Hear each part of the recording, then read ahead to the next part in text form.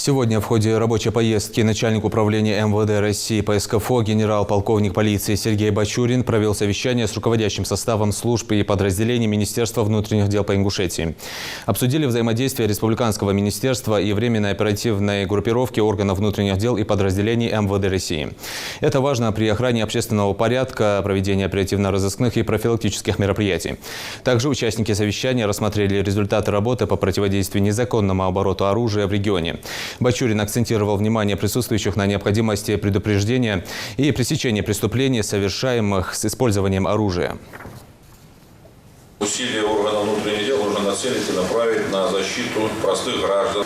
Противодействие незаконному обороту оружия продолжает оставаться одним из самых актуальных вопросов деятельности органов внутренних дел. В ходе совещания были рассмотрены вопросы комплектования территориальных органов внутренних дел республики. Начальник окружного полицейского главка заострил внимание на качественном отборе кандидатов на службу и подчеркнул, что дисциплина и законность – это фундамент организации оперативно-служебной деятельности. Сергей Бачурин заслушал ряд руководителей профильных подразделений, обозначил основные направления деятельности и определил конкретные сроки выполнения поставленных задач.